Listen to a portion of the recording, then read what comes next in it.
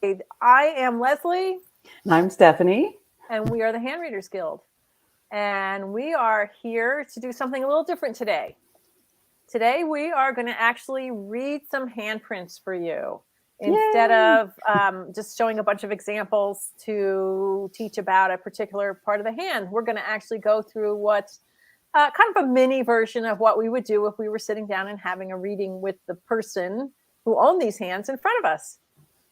But before we do that, I just want to tell you a little bit more about us. We are the Hand Readers Guild. We have a Facebook group and a Facebook page, which you can join. There you go. Got it. I got it. Oh, turn that way. There we go. Yes. If you like what we're doing, we have some great examples of teaching in our Facebook group. We have a page that you can like. And we, of course, have our YouTube channel, which you can subscribe to. This would be actually video number 13. Ooh, lucky number 13. Lucky 13. So it's kind of interesting that for Lucky 13, we're doing something a little different. Yeah. So we have about a dozen videos up already that you can go and watch and learn about all different aspects of hand reading. And we're going to continue to put those up. So if you like what we're doing, we hope you'll subscribe. We hope you'll give us a like on any video that really speaks to you. Send your friends if you know anybody who's interested in this. Yes, please. And so all that said, we're going to start. Wait, we got a quick disclaimer. Oh, we do? Because we're live, so you may hear some things in our house. But, we don't edit, so we just continuously, you're going to see everything that we have. How did I forget that today? I don't know, because my dog, so quiet. I know the dog's already quiet. My dog was quiet, but my daughter walked through the room, so. Okay, I'm going to knock on wood here because now that we said that, they're going to act up. So yes, you'll see on some of our previous videos that the dogs start barking or Stephanie's children come in the room. Ask for permission on, can you sign this? Right, or there was the one where my dog rang the bell on the door so he could go to the bathroom. So yeah. Some things might happen, but we just work through them. So right, we don't edit; we leave them in there, so you get to enjoy our stream from home lives with us. All right, thank you for the reminder about the disclaimer. With that said, let's get right to what we're here to talk about today. So today we have two pairs of hands that we're going to be looking at. And these two pairs of hands have some similarities and some differences, but the similarities are the reason we chose these particular two. They have, as it says here on our slide, the same life lesson. So what are we talking about when we talk about life lesson? You want to say something about that? This life lesson is about what you're here to learn in life and what you're here to master. It's the thing that trips you up every time. It shows up in different forms, but it's always about the same theme. And how do we find the life lesson? By looking at people's hands? In their fingerprints. In their fingerprints. Now, we don't have close-ups of the fingerprints here because learning how to read fingerprints is a really long process and takes quite a bit of study. And we will probably talk about that in some future videos. And I know that down the road, we do plan to be teaching some classes on this. But for now, we're just going to give you a brief overview of what we're looking at when we look at people's fingerprints. So life lesson is not the only thing we see there. We also see two other things. We see the life purpose, which is the main reason people come and sit down and put their hands in front of us, wouldn't you say? Yes. Yep. And we see something called your life school, which is how you gain the experience you need to overcome your lesson, your challenge, and to activate and fully embrace your purpose. Wouldn't you say that's what that does? Yes, I do.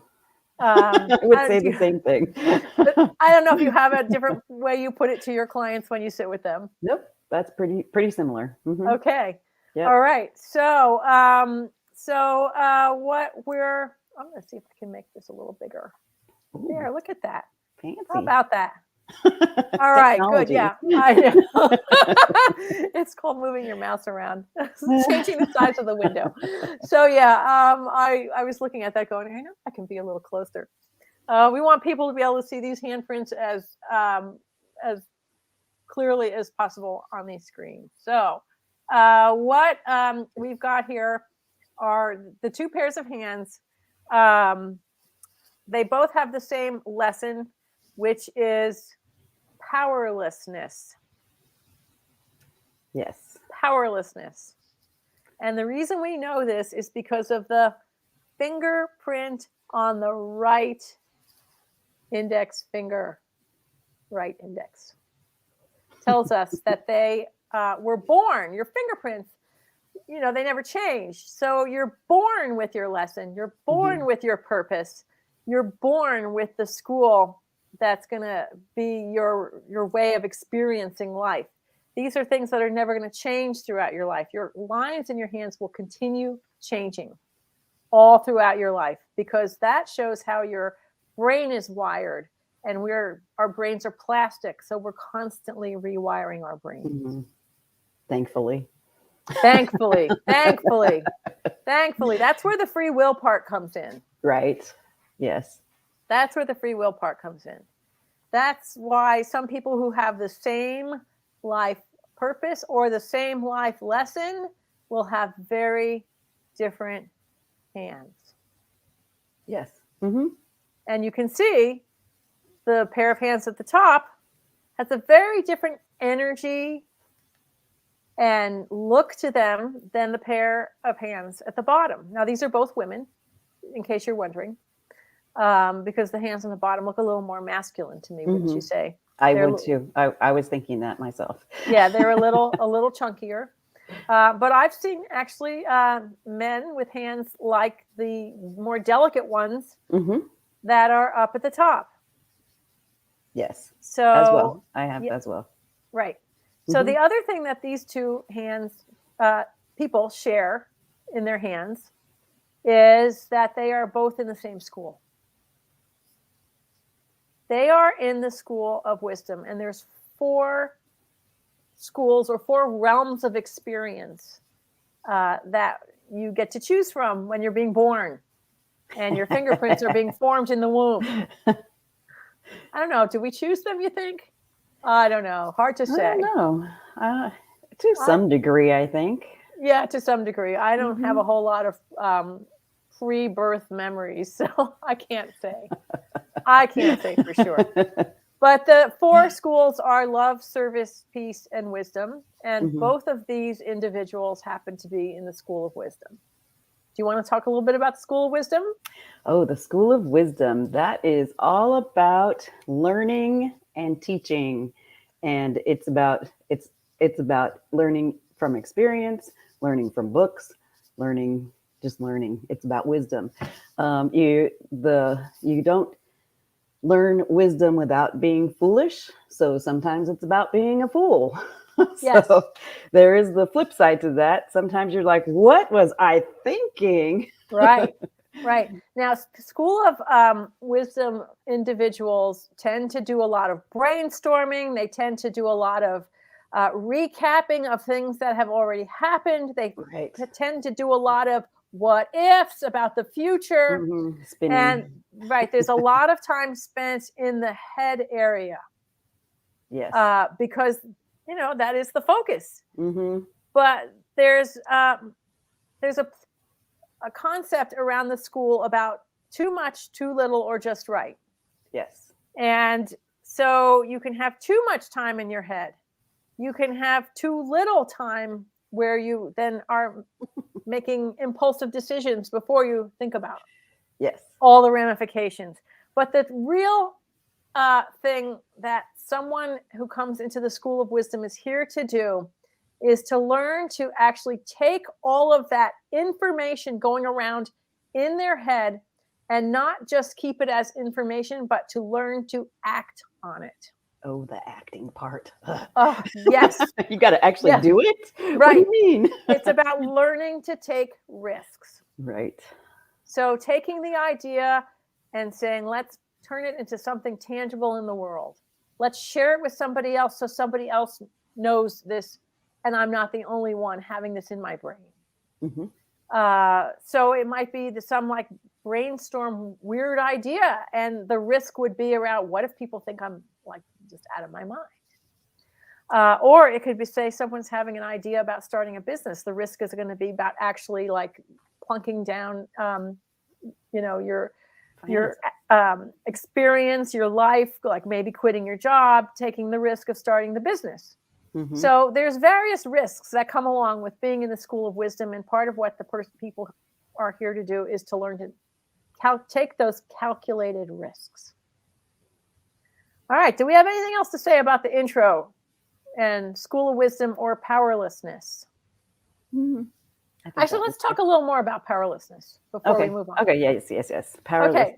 So powerlessness is the opposite of being in your power. Mm-hmm. Obviously, it's giving away your power. It's not standing up for yourself. It's what was the analogy? It was like living in someone else's movie. You're the co-star of your own movie. I think that's Apollo.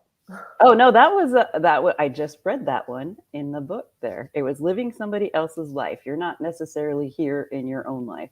Yeah, well, okay, because you're not living your passions. I agree. Okay. Yeah. Yes. So what happens when you give your power away is, instead of stepping up into a role where someone looks up to you and you're the person inspiring and leading, is you might be being asked to fetch the coffee. Right. Yep. Right? You can become the power behind the throne instead of sitting on the throne yourself. Right. You have a PhD in the subject that they're talking about, but they want you to go make copies for everybody else. Right. On your own work. Right. Exactly. Those are the kinds of things that can happen, especially in the School of Wisdom. That last example would especially apply in the School of Wisdom with the PhD. With a PhD, and you're there making copies of your own dissertation. Right. Exactly. All right. So let's move on to the first set of hands that we're going to look at. And those are those delicate ones right there. Those lovely, delicate hands. So those long fingers, thin fingers, to me also speak to someone who is ruminating a lot. Wouldn't you say? Yes. Yeah. Very more feeling of things instead of getting it out in the open. They work on emotions, I would say, or more of in their head. Right. Instead of being earthy and practical. Right. They're out in the ether. Right. And on that right hand, both hands, but in that right hand, the pinky finger. Yes. That pinky finger on the right hand is very long. Very long, and it's like one of the best fingers out of all of the fingers on both hands. It's the strongest. Right. That's one of the things we look at when we look at people's hands, or where is the strongest looking area? The part of the hand that looks like it's correct in terms of size, shape, straightness. Well, if we were looking at live hands, we might look at color, elasticity of the skin. We don't see those in prints. Right. But for instance, when you look over at the left hand, you can see two of those fingers. When we printed them, they didn't want to even show up. And even the ring finger on the right hand, it feels like it's trying to disconnect from the palm of the hand. We would call those much weaker fingers. Mm-hmm. But that long, yes, that long pinky is really talking about a lot of the strength. Yep. Where the strength lies in this person's hand. Mm-hmm. So the pinky, what is it? It's the antenna. It's communication. It goes perfectly with their school, the School of Wisdom. Yep. Now, the purpose, as you see across the top of the screen for this person, is successful artist with a message. So that pinky also becomes important there because it's about getting their message. It's their purpose. Yep. And that's what they're here for. Part of what they're here for. Part of what they're here for. They're here to not just, be creative, but to be especially creative and be rewarded for it. and get some recognition for it. Mm-hmm. So maybe a Pulitzer Prize. A successful creative communicator. Right. Successful creative communicator. That's another way to put this person's life purpose into words. So that pinky is really going to help them. Yes. But there's something else that's going to hurt them. And we're going to show you a little close-up of that right here. So another thing we haven't talked about in any of our videos so far, but you can probably expect a future video about this, is that you can read the chakras in the palms of the hands. There's correspondences to the 7 chakras, the energy centers that are known as wheels of energy in the palms of your hand. Mm-hmm. And I think I spend the most time looking at the 5th, 6th, and 7th. What, don't you? Yes. Yep. Most definitely. Right. So the 5th, 6th, and 7th chakras are in your thumb. And if you look at your own thumb, you've got 3 sections of your thumb. You've got the base, you've got the middle, and you've got the top part. So, well, we do. Not everybody. Everybody has. It looks different on everybody. Right, So but really, if you know the when you're talking about joints, right? We've got 2 knuckles, and that's the same with. You know, it's how we're. Yes, if you took the skin and the flesh off our hands, they all kind of have the same structure underneath. Mm-hmm. Correct. So what's happening here on this person's hands is it looks like somebody chewed out and took a bite out of their 5th and 6th chakras.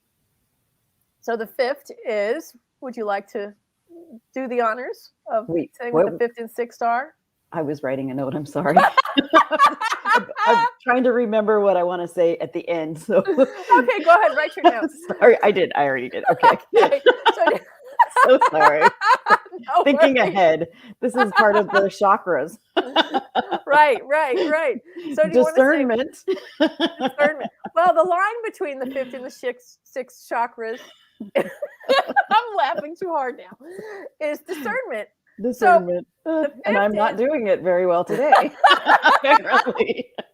These aren't your hands, are they? No, they are not my hands. So the 5th is the throat chakra, meaning how you find your voice. Yes. The 6th is more is known as the third eye, and that's also where discernment comes in, where you are evaluating. Right? That's where you're evaluating. It's where you are taking things in on more unconscious levels. Mm-hmm. And kind of evaluating it, kind of mixing it in with your experience to like say, how does this fit into what I know as my worldview? And on both of these thumbs, it looks like somebody's been like gnawing at them. A big bite, not just a little one. Right. And just to talk to our audience a minute about prints. You might think, well, maybe they just made a bad print. Well, I can tell you that Stephanie and I both, and when I teach this to my students, I teach always make multiple prints. Yes. You make multiple prints, and when you take the first print, and if something doesn't print like this, or like where the finger is not attached to the hand, you put more ink. Yep. And you press harder against press the paper. harder on there. I even pick their hand up and move it around. Right? So yes, me too. Right, and it will still come out empty. Right. Oh, majority of the time. Yeah. Because it wants to tell us something. Exactly. It's telling us something is missing, something they're not connecting, or this is a part where you need to actually pay attention to.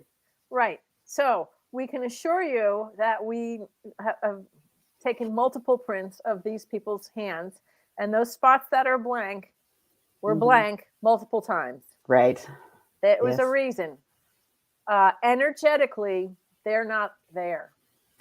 It also goes with the darker and lighter spots on the prints as well. You can print them 100,000 times and they still come out darker in that specific area. Right. even if you re-ink the hands. Even if you try it. And wash the hands and re-ink from scratch. Exactly. Yep, we have done this thousands of times. Thousands of times. So we just wanted to give you that little disclaimer because you might be wondering about that. So we're reading your minds through the video screen. Just wanted to point that out. So now this is when, for someone in the School of Wisdom, this is going to be a problem. With someone with a life lesson of powerlessness is also going to be kind of a problem. She's here to give a message, but how is she getting it out? Is she speaking it? It doesn't look like she's doing a great job at speaking up for herself or standing up for herself. No, because of the missing throat. Missing throat. And then it's, again, the PhD making copies of her own discernment for everybody else to discuss and research. And then it's her, why am I doing this again? It's kind of I would say that is a little bit lost. Like they've lost their power, so they just don't quite know where their compass is. Right. Now, this person's lifeline is fairly weak. Yes. And their headline and lifeline, especially on the right hand, are very braided. That is, this lifeline is this line right here, and the headline splits off from it. So the lifeline goes around your thumb this way, and the headline starts at the same spot and heads across the hand from there. So you can see on the right hand, in particular, on both of them, the headline is quite braided. So this might be someone who's in their childhood was told they weren't smart. That's stress, the braiding. That's a lot of stress. It's stress. It's basically a nice clear line, shows a stress-free, clear path for the energy to move. This is like someone stuck their finger in an electric socket. Yeah. Yep. It's and just as we mentioned earlier about how delicate this hand is, this is a hand of someone who's incredibly sensitive. Yes. Incredibly sensitive. And you can tell by the quality of those, that was my mouse just behaving. This was the one I wanted. You can tell by the quality of those lines. There's a lot of braiding on the major lines. The lifeline is fairly weak. The minor lines are very delicate, and we would, if we were doing this in person, we'd probably need a good strong magnifier to see all of them. Yes, absolutely. So this person is still working on some of those life lesson things, feeling powerless before they can actually feel strong enough to put themselves out on stage, which is what, part of being the creative is being willing to put yourself out there as someone who's not marching to the beat of the status quo, the drum of the status quo. Pretty much that's how we define being an artist or being a creative, is you're ahead of the rest of the pack. Right. And that takes a little bit of courage. That's where the risking part of the School of Wisdom comes in. So you see how we're threading all these pieces together for this person. So what else would you want to point out about this hand before we move on to the next one? They have a lot of sensitivity markers. One of them is a Girdle of Venus. We talked about that in a previous, in one of our, and I think we did sensitivity. Yes, sensitivity we video. We have a video on sensitivity, and I think we may have mentioned it in some others as well. Right. So the Girdle of Venus is the line that goes in between the index and middle finger and ends in between the this finger and the pinky finger, the ring finger and the pinky finger. Right. And it's above the heart line. Yeah, and it has a variation. There's many variations, but that's the basic. Some of them are wider, some of them are more narrow. Right, and you can see that on the left hand. Yeah, the left hand has a great view of it. It's it's a little choppy, but it's still really quite there, and you can see it just by your naked eye. Yep. Yeah.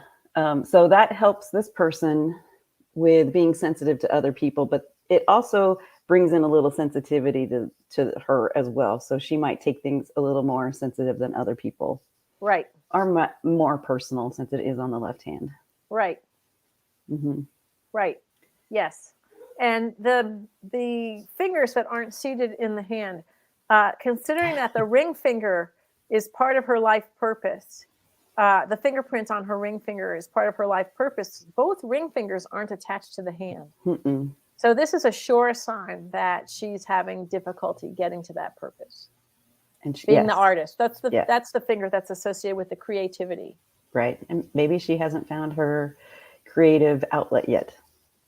Well, It's possible. or she's found it, but she's Sure. not willing to take the risk Right. associated with that, because there's always a risk associated with that. There's a fear of rejection could be part of what's going on with those missing fingers. That's it too. Yes. Why would you want to see me? I'm not that person that's super powerful. Right. I just know things. Right. Right. Exactly. Exactly. Yeah. Oh no, people will think I'm weird. I would just rather not have people point their fingers at me. Right. I'll just stay back here and make coffees. Right. So in order for this person to become the successful artist with a message, they have to take those risks associated with using what they know and learn to have stronger boundaries so they can step into their power. Stop giving their power away. Would you say that's that true? Before? Yes, I've heard that before. Yeah, and you still swear in your hands, right? I know they're not. I know what your hands look like. I'm just joking. Yes. Yep. All right. So let's move on to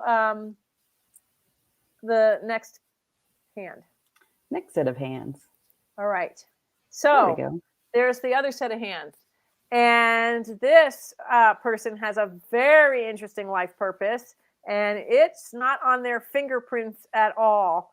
It's a little bit different because they have what looks like a fingerprint in the palm of their hand, and it's down here on the mound of the moon. And I have a close-up here. You can see they have a little spiral on the left and a little kind of spirally, loopy whirly bird thing on the right, which both of those would count as what we call moon whorls. And having one is kind of this is a very rare thing. Yes, yes, very rare. Whorls on the moon are rare. Rare. I mean, people can have skin ridge patterns. You have skin ridge patterns all over your palms, but when they form a fingerprint type, it's worth noting, and we have to include that in the script for your life purpose. Yep. But the moon whorl in particular is very rare. So this person has it on both palms. So they did not come here fooling around. We're not messing around this time. We're going to really get this done. So the moon is about your deepest intuition, the ways of knowing things that you can't explain. It's insight, deep insight. Deep insight. It's a psychological insight. It's what else would you say lives down? Imagination, like beyond what most people can fathom. Taking what's in your dreams and making them into reality. Yeah, this is just such a powerful marker. So this person, we call it spiritual teacher, but we're not necessarily talking about a religious type of thing. We're talking about someone who has the ability to inspire and lead, and and they don't have to do it in an active way. They just have to do it by being and bringing this gift into the world. What they know, what they imagine, what they intuit, all of the messages that come in, whether it's visual or in words. So very, very unusual and very different. And yet they are also powerless in the School of Wisdom. Same lesson. I just got goosebumps from that one. So it is so opposite, because you're here, you have all this inner knowledge already, but you don't feel like you have the ability to tell anybody.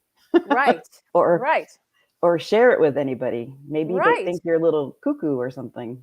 Well, yeah, there must be some incredible fear around putting that out there. Now, let's look at the areas of this hand that are missing.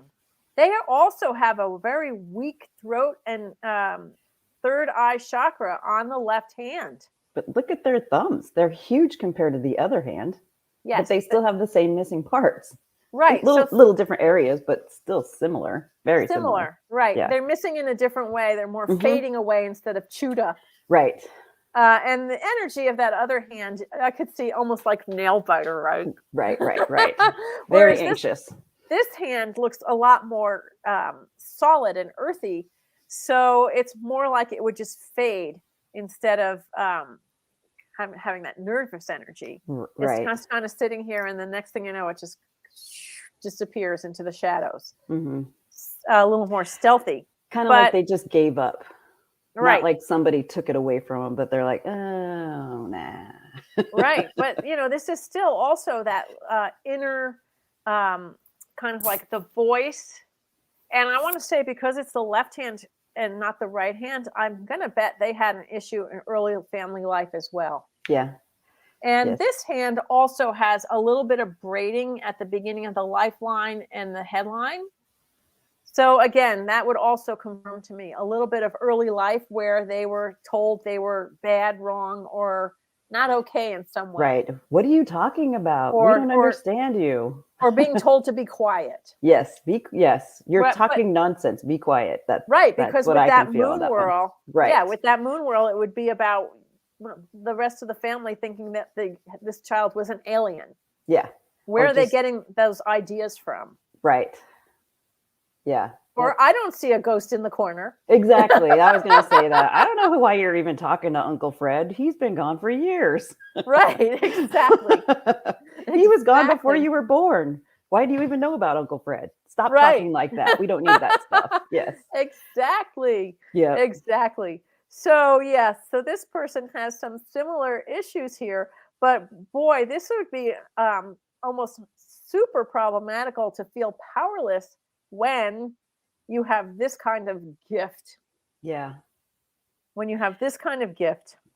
These hands remind me of a yoga instructor or something like that, where they like to move, but their hands are usually grounded on the actual ground.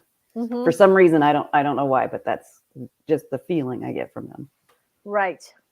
But that would be a good, an actual good position for this person because of the moon or the moon whirls. Yeah. Right. And because the hand is a little more earthy. Yeah. They can physically help other people feel physically better about themselves. Right. So the other thing I am noticing about this hand is that the middle zones are out of whack of the fingers in different ways. Yes.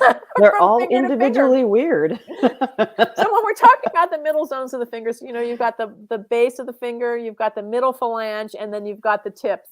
So we're talking about those middles. So some of them are fat, like wide and really wide. And some of them are kind of super skinny. And some of them are kind of skinny at the top and wide at the bottom. And on the right hand, a couple of them look like, they're fading away. And, like a ghostly apparition fades in a movie. Like that middle finger is just floating at the top. Right. And that would look like a ghost because it's floating all over the place. It's floating. And at the base of that finger, that person has a ring on, and that couldn't come off. Normally, we have people take their jewelry off for printing, but every once in a while, you meet somebody whose ring hasn't been off for decades. Yeah, and isn't coming off with some soap. And I'm not prepared to cut them off in our sessions. Yeah, no. But that's why that finger is. But that does tell us something too, because that ring is too small for that finger. Yep, kind of outgrew that hand. Yeah, or the hand outgrew the finger ring. And it's choking the energy. And the right Saturn finger is about business and money and practicality. And what's interesting to me, though, is that the Apollo, the ring finger on the right, is skinny and disappearing, and on the left, it's fat. Huge. Yeah. Huge. Yeah. Huge. Very big. So when it's wide, it says, I want beautiful things. I need beautiful things. I flaunt my beautiful things. But then her other hand says, but we can't afford those beautiful things. Right. I feel starved of those beautiful things. So there's a lot of conflict, inner and outer, going on here around beauty and artistry and imagination, which is part of what goes with the moon.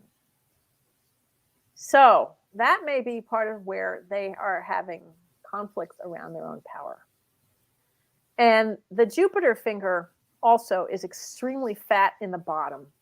The index finger. Is The what index you're talking finger, about? which we is call it the Jupiter finger. Right, which is the power finger on the right. Right. That's the life lesson finger. So that fat bottom and that skinny middle, it's like having a clog in your pipes. Like, so would you say that that's too much if they're overcompensating for their powerlessness? Yeah, I want to say on the bottom zone, they're really feeling like they want to show off that they deserve respect, but in the middle zone,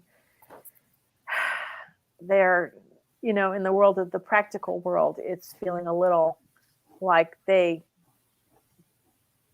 more like it's contradictory. It's contradictory. It's more like Yes. they're putting on a good face, but they don't feel it really internally. Right.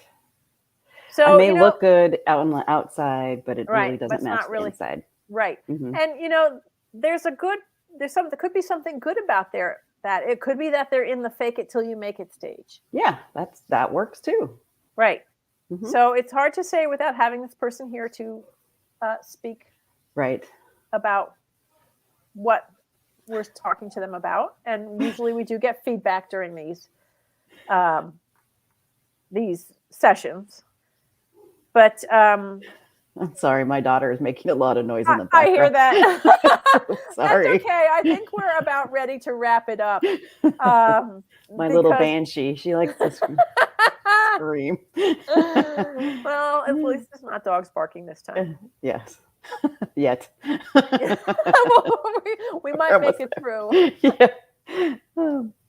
So back to just to compare again these two sets of hands. So we have two different kinds of people with two very, very different life purposes, although they have some similarities. In fact, about both of them are around imagination and bringing things up from the unconscious into the world. Yep. They both are dealing with issues of owning their power in different ways. Extremely different ways, but right. It looks to me like both of them had early life situations which did not support them speaking what they know and may have contributed to their sense of not feeling powerful. Like they could not. Boundaries is another power word. Boundaries, yes, that's the word I was looking for. Usually that's on the left side, right? Boundaries tends to be a little more on the left side, but on both sides there is an element around learning to say no appropriately. Mm-hmm. When anyone has issues with their power fingers on either left or right, I will often say, you do know that no is a full sentence. You've told me that before. I remember that. No is a sentence. You can say no. If it doesn't feel right for you, just don't do it. Right. It's a complete sentence. It's an option. It is an option. Right. And both of them have issues around their throat chakras. So they share some things, and yet they have very, very different energies in their hands. I want to say that the one on the top is definitely got that sort of energetic feeling of someone who's in their head and zinging around in their head a lot. Yep. Whereas I want to say the one on the bottom is very is avoiding some of what they're doing in their head by getting too bogged down in the sensual world. Right. Yeah. A lot of doing. And just so they're on opposite sides of the school of wisdom experience. One is too much in the head, one is too little in the head. Mm-hmm. Agreed. Right. The one on the bottom is probably avoiding those moon messages coming through because they may feel a little scared of the power that they hold. I would like to see their prints now after getting a hand reading to see if if something has changed. Right. So That's always a fun part. Yes, it is when someone comes back. So we'll just end that by talking about how when someone does come back, we do print the hands again. The lines, Yes. right? The Yes. lines in the hands will change. The fingerprints obviously stay the same. The life purpose script is the life purpose script for the life, the entire life. But what happens in your hands changes by how we rewire our brains, by how we have new experiences, by how we change a habit, by how we change a belief. And I've had people come back after, I had someone come back last year after 17 years. Wow. Yeah. I bet that was fun. I pulled out their old prints from my files, and yes, it was very interesting to compare. But I've seen people change their hands in as few as 2 to 3 years. Yep. With it, I've seen it on my own hand in a matter of like 9 months or so. You know, it's months, and they're gradual. And of course, they're my hands, and I'm going to look at them all the time. But right, and you know to look where the subtle things are. But yes, exactly. But I've seen some radical changes. Yeah, I have too. In people. Yeah. Yes. So maybe we'll have to do a video on that. We'll just do some comparisons of handprints. Yes. Okay. From one reading to another. That'd be interesting. I have a couple of decades of my own prints throughout. You know, I do my own handprint every birthday. That's let's see what happened this year. And then I also have some friends that they were my test subjects throughout the years. And I have a lot of their prints too. So it is so interesting to see that. And I also, my daughters, of course, I have lots of prints. The one thing I was writing down is that we do have some information in our Hand Readers Guild Facebook page. We have a group, and in that group, we have a ton of information on the chakras, and we have a zones thing, and we also, I think we have about thumbs and about lifelines. We have a lot about lifelines, and we have a lot about thumbs there, and we have a whole video called All Thumbs in our YouTube channel. But yes, there is a lot of information on the chakras in our Facebook Hand Readers Guild forum, our Facebook group. So if that is a subject that interests you, we urge you to join that group and go searching for those posts. Please join. Let me get that. Yes. There you go. Yes. Yes, we have mostly been posting these videos recently, but ow. Ripped the red out of my ears. I need wireless. Sorry. It's okay. And on that note. We have some really good information. So if you are interested in those things, definitely check us out. And we'll be posting some more new images soon. And there's always these videos showing up there, and you can comment there, and we will answer you. And you can comment under our videos on YouTube, and we will answer you. So please interact with us. Yeah, you can message us on that board also. Yeah, interact with us, because we love this subject and we love answering questions about it. Yes, we do. Okay, so that's going to wrap it up for today. I think this is our longest one we've ever done. Oh. Is it? Close to, yeah. It's getting there. Yeah. Yeah. Yeah. So, this is one of the longer ones, but, we'll be doing some of these reading videos here and there in between our informational videos. So expect more of these. And if you enjoyed it, and if you have questions, if you have a subject that you want us to talk about. Yes, please. Leave us a comment or send us a message through our group or our page, and we'll see what we can do about it. So until next time, we hope you enjoyed this video, and don't forget, subscribe, give us a like, and we will see you soon. Bye. Bye.